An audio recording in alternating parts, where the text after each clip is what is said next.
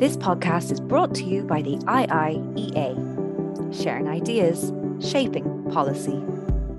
You're very welcome to today's IIEA webinar. I'm Seamus Allen, a researcher here at the IIEA, and today I'm delighted to be joined by Dr. Yana Gorokhovskaia, Research Director at Freedom House, for today's event, Transnational Repression, Persecution Across Borders. Yana is going to speak to us for about 20 to 25 minutes or so, and then we'll go to a discussion and a Q&A. You can join the Q&A using the button on the bottom of your screen. Please give your name and the name of your organization. Just to note that the event today and the Q&A are both on the record. I'll now briefly introduce Yana and then hand over to her. So Yana, as I mentioned, is a research director at Freedom House, where she works across multiple portfolios, including strategy and design. She's written and published widely on the topic of transnational repression, and her works appeared in leading outlets and publications. Before joining Freedom House, she worked as an academic on protest and politics in post-Soviet states, and she has a PhD in politics from the University of British Columbia. Yana, thank you so much for being with us here today. We're delighted to have you. I'll now hand over to you. Great. Thanks so much, Seamus, for that introduction, and thank you for having me. Maybe just a few words about Freedom House for folks who are unfamiliar before I start the presentation. So Freedom House is a nonprofit, nonpartisan organization. We're based in the United States. I'm coming to you from New York. We were founded in 1941 by Eleanor Roosevelt and Wendell Willkie. Wendell Willkie was her husband's main opponent for the presidential election, and they came together after that in order to found Freedom House with the mission of getting the U.S. involved against the fight against fascism in Europe. And so our name is not that clever. The Nazis had Brown House, we have Freedom House, and of course our portfolio has changed over the last 80 some years, and now we work in research. We produce the Freedom in the World Index, which has been produced since 1973, and maybe people will be familiar with that, alongside many other publications, and of course the research portfolio on transnational repression. We also have a policy and advocacy team that engages directly with policymakers, and we have international programs. So we work directly with civil society around the world. So that's a little bit about us. I'm going to share my slides.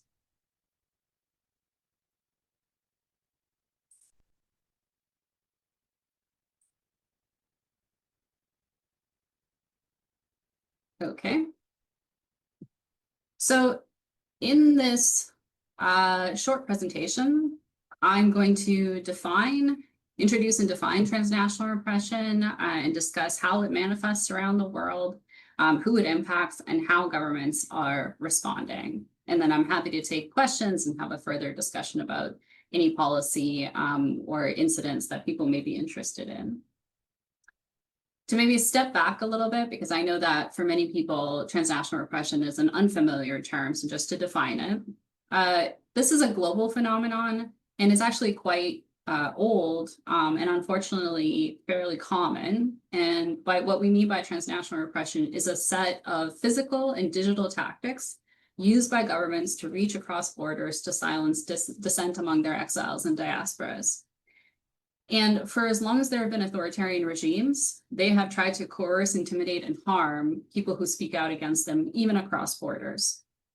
And even though people may not have heard the term transnational repression, I think lots of people will be familiar with some of the most famous incidents. So, of course, the assassination of Leon Trotsky by Soviet agents in Mexico in 1940. There's the assassination of Orlando Letelier in Washington, D.C. in 1976 by agents of the Pinochet regime. And of course, much more recently, the murder of Jamal Khashoggi in Turkey by Saudi agents, which took place in 2018. So those are all cases of transnational repression. Over the last 30 years, transnational repression has become more common, and that's really for two reasons. One is that since the end of the Cold War and the fall of the Soviet Union, there have been many fewer closed borders. So people have been able to leave the territory of a repressive state and move abroad. At the same time, we've had the proliferation of digital communications, which has really knit the world together and connected people across borders. And so people have been able to leave, but their voices continue to matter even outside of the territory of their states, and they're able to communicate. And so we've seen kind of an explosion of transnational repression coincide with those two factors. Freedom House began working on this issue in 2019, but I can't take credit for kind of the body of work because this is really a topic from the academic community. And in fact, there's a sociologist named Dana Moss who really coined the term, and she was looking at activism within the Arab diaspora in the US during the Arab Spring. And she has a book out if you're interested. And many other people have been working on this issue as well, usually regionally focused. So Professor Moss had worked on the Arab diaspora. There are others, Ed Lemon and others who worked on transnational repression in Central Asia. Freedom House began to notice that critics were being targeted across borders, as I said, in 2019, and it took us up until 2021 to release our first report on this issue. That first report and much of our subsequent work is based on a data set that we maintain. This data set counts physical direct incidents of transnational repression that have happened globally over the last 10 years, so 2014. As of January of this year, 2025, the data set includes information on over 1,200 unique incidents of transnational repression perpetrated by 48 governments in over 100 countries. So this is truly a global phenomenon. And about a quarter of all the world's governments engage in some tactics of transnational repression. But there are 10, the 10 that you see on this slide, who are responsible for the vast majority of incidents of transnational repression, about 80%. China, which is responsible for the most incidents we've tracked, conducts the most sophisticated global and comprehensive campaign of transnational repression in the world. It uses the most tactics against the most targets, including individual targets, but also whole groups like the Tibetans, the Hong Kongers, and the Uyghurs. Turkey conducts the world's largest campaign of kidnapping and rendition. So it often grabs people abroad and then brings them home to face trial. Russia's transnational repression campaign once focused on former insiders. So I think maybe people will be familiar with the poisoning cases in the UK, including most recently Sergei Skripal. But since the beginning of the full-scale invasion of Ukraine, Russia has really turned its attention to war critics and other activists around the world. Cambodia recently joined this group of top 10 perpetrators with a big spike in activity in Asia. And a lot of that has been linked to the succession from Hun Sen to his son Hun Manet recently. The big kind of takeaway here is that a lot of transnational repression in terms of its tactics, in terms of kind of the ebb and flow, mirrors what's happening domestically in the repressive countries. So one example of this is Iran. Iran has a long history of targeting people abroad, and in fact, since the revolution, essentially. But we see the kinds of people who are targeted change over time. So most recently, since the protests inside of Iran, journalists have become, Persian language journalists have become really big targets of transnational repression. There were several incidents in the UK, and the EU actually today just issued sanctions against Iranian proxies committing transnational repression. This is a description of some of the methods of transnational repression. So although direct attacks like assassinations and assaults often get the most attention, methods of transnational repression include indirect forms that rely on co-opting host country governments or the mechanisms of international cooperation. So for example, we see a lot of abuse of Interpol notices. Interpol notices that should not be political in nature get issued to try and detain critics abroad and have them repatriated. Governments can also use consular services and the authority that they have over passports to prevent exiled critics from traveling or to compel them to return. As an example, in 2023, the Alexander Lukashenko regime in Belarus announced that they would no longer be doing passport renewals abroad. And this was very dangerous for the some 300,000 Belarusian citizens who had left the country during the protests and now faced either becoming stateless because they couldn't renew their passport or returning home to possibly face imprisonment. Lastly, threats from a distance are a big part of transnational repression. This is probably the part that governments have had the hardest time dealing with through policy. These include coercion by proxy, which is threats against family and friends who are still in the home country, and digital threats, including the use of spyware to surveil targets. Our data indicates that at least 19 governments have used spyware for some form of transnational repression, often to collect information on the target and then facilitate a physical attack. This is a tactic spiral. I know it's a little bit small, maybe hard to see. The point that I really want to make here is that perpetrator governments, which is the governments you see listed outside on the outside of the spiral, use more than one tactic of transnational repression. So it's not as if a target only faces physical assault or, say, digital threats. It's that they often face all of these. So they are targeted online, they're surveilled, their family is intimidated. They also may face a physical threat, and their ability to travel is often imperiled. So it's this whole set of tactics that's being used. The targets of transnational repression are, of course, human rights defenders and activists, but also people who don't consider themselves to be activists. So international students, for example, or journalists, or members of religious or ethnic minorities. So as I said, a lot of our research is based on this data set that we maintain, which provides kind of a snapshot of the breadth of transnational repression globally. But we have also done a lot of interviews with people who are targeted by transnational repression to try and understand the impact that these tactics have. And here is a snippet of some interviews we did for a report on how transnational repression affects journalists working in exile. And we were really glad to have kind of their perspective, firsthand perspective on how this has impacted both their lives and their work. Really, the main takeaway here is that the impacts of transnational repression are total. So they are physical, they're social, they're psychological, they're professional, they're financial. If you think about if you are being targeted by a foreign government and you're thinking about traveling for work, you have to consider whether you have all your travel documents, whether your passport is valid, whether you can be extradited from any of the countries where you may stop over. For instance, many people stop over in Dubai while traveling, but that's extremely dangerous because Dubai has been known to extradite people or detain them as a result of other governments asking them to do that. So you have to think about all of these things. And of course, if you are, say, a journalist or an activist, that makes your life really complicated.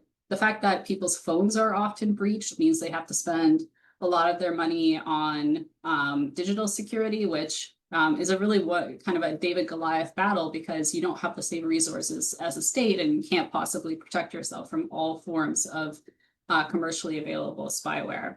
And those are only some of the kind of impacts. I would say that the biggest psychological impact is the impact it has on a community. Often people feel that they can't share the fact that they're being targeted with their community for fear that they will be rejected or ostracized, or that people will just be afraid to interact with them. And so it creates this lonely and silencing effect over time. So I want to switch gears a little bit and talk about what kind of government responses there are, what we're seeing in the world, both at the kind of domestic and at the international level. So when we typically look at government responses, we look at three areas of policy. So domestic security policy, migration policy, and foreign policy. And I would say, generally speaking, the most has been done on security policy and the least has been done on migration policy. Why these things matter.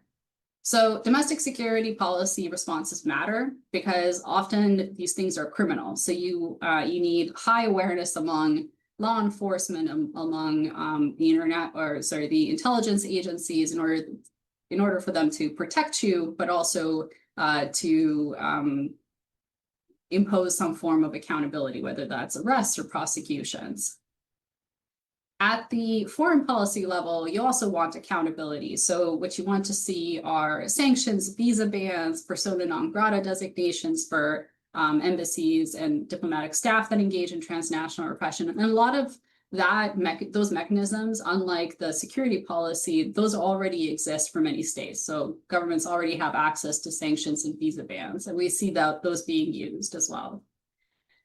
In the migration space, what we really see is that people who don't have access to permanent forms of legal status in a host country are uniquely vulnerable to transnational repression.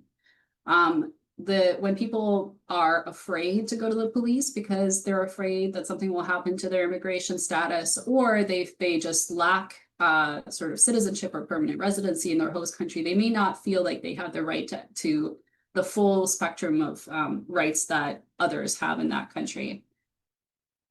More and more countries around the world, and I think we've seen this over the last 20 years, have done away with permanent forms of immigration statuses, or have made them much more difficult to obtain, or offshored immigration and asylum processes. And all of those things aggravate transnational repression. It's sort of a side effect there. It's not a direct result of transnational repression, but it makes people much more vulnerable. And not surprisingly, we've seen the least progress on the migration space. Some examples, specific examples of kind of good practices. So the FBI in the United States established a website for transnational repression. It has many different languages. It talks about what transnational repression is. It makes a big point of saying that whoever you are in the United States, you have access to fundamental rights. There's a reporting line. If you call the reporting line, the person on the other end has been trained in what transnational repression is. And this sounds really simple, but they have a pull-down menu where they can actually check the box for transnational repression. So the government is actually counting how many incidents are being reported. This is a whole new thing that's happened over the last 4 years. There's also what they call a fusion cell at the FBI that is dedicated to investigating transnational repression. I'm not aware of a similar arrangement in any other country, so the United States is unique in that sense. Some other examples of positive policy responses. There have been public inquiries into transnational repression. So the United Kingdom is actually just finishing a public inquiry that's going to come out with recommendations for the government. The Canadian government has finished an inquiry about a year ago and came out with policy recommendations. Both those inquiries included people and groups targeted by transnational repression and really took account of the phenomenon. I would say that the biggest downside or the biggest problem with policy responses thus far has been a securitization lens. So for many governments, transnational repression is wrapped into the bigger problem of foreign interference. And foreign interference can include a lot of things, right? It can include election interference, it can include spying, it can include disinformation, but transnational repression is often not treated as a separate issue. And that creates problems because it's, while it is a security threat, it's much more about impeding people's exercise of fundamental freedoms. And so a rights-based approach is one that's really needed, whereas most governments are still viewing this as a national security issue. I'll talk a little bit about some things that are happening kind of in the policy spaces that I'm hopeful about. So in the US, we've really urged lawmakers to adopt a definition of transnational repression and to codify it. As far as I know, this doesn't exist anywhere in the world yet. Why you need a codified definition of transnational repression is to get everyone on the same page. So without a codified definition, interagency cooperation, either on information sharing or on responses, it can be hindered by the fact that people may be talking about different things. So really setting out a definition is important. It's also important for public messaging. So we need to have a clear message to individuals in the public about what transnational repression is, what their rights are, how they can report it, what's being done about it. I recently testified at the Tom Lantis Human Rights Commission, and the co-chair is Representative McGovern, who has tried several times to initiate legislation that would codify transnational repression. Those, if folks on the call know anything about how Congress has been functioning, those have not made a lot of progress, but we remain hopeful, and it's something that I also advocate for other governments as well. On the European Parliament front, we've talked to a lot of MEPs who from different parties who've been interested in this. It's only this year that I've seen quite a bit of action. So right now, the Human Rights Subcommittee of the European Parliament is it has already had a study done of transnational repression and produced the special rapporteur, who is Chloe Riddell, has produced a report, and there should be a resolution in the fall. And a lot of that, from what I've seen, has focused on shoring up, I would say, the human rights protections, or the protections for human rights defenders who are in exile in Europe. So one of the problems is that right now the EU has, I would say, a pretty system of helping human rights defenders, but a lot of that is focused on getting them out of a bad situation in their own country and resettling them abroad. But of course, with transnational repression, the threat follows you abroad. And so what we need are mechanisms of support for that once those people have been resettled. And I think that European Parliament is working on that right now. I know that there will be another study commissioned by the Foreign Affairs Committee at the European Parliament as well, probably in the fall. The United Nations has done some work on this. So there have been 2 side events from the Human Rights Council on transnational repression. The second one was actually attended by the delegation from China, which voiced a lot of criticism of this agenda. But nevertheless, there's been some progress. I would say that the biggest thing that's happened is that the OHCHR has produced a pamphlet in their civics-based division about transnational repression, and it details what it is, what are the tactics, how you can kind of protect yourself, and I think that's pretty meaningful as well. And then lastly, and very exciting for us, the recent G7 meeting in Canada actually ended with a leader statement on transnational repression. And not only was there a leader statement about that, laying out the definition and tactics, but they also, the G7 leaders, made a commitment to quite an ambitious plan of multilateral action on transnational repression, including monitoring through their rapid response mechanism, but also extending funding to groups that are dealing with transnational repression, and devoting some money to combating digital transnational repression. So I think that that's also promising. I would say out of the small group of countries, so that would be the US, Canada, the UK, Germany, lots of countries are still unaware. This isn't really high on their radar. And so the progress we've made, I think, is quite uneven, but it's certainly come a long way since 2021, where no one really knew what the term was. And in fact, our own communications department at Freedom House told us not to use the term because it would be hard to understand. So I think we've come a long way, but we're still really far off from comprehensive protections and comprehensive accountability mechanisms for transnational repression. So I'll finish there. Very happy to answer questions. I'll also say that the data set we maintain, we don't make it, it's not publicly available on our website, although we do have a website with lots of our reports and things like that. But if researchers are interested, we do share it on a one-to-one basis. So people can feel free to email us and ask for that data set. This podcast is brought to you by the IIEA, sharing ideas, shaping policy.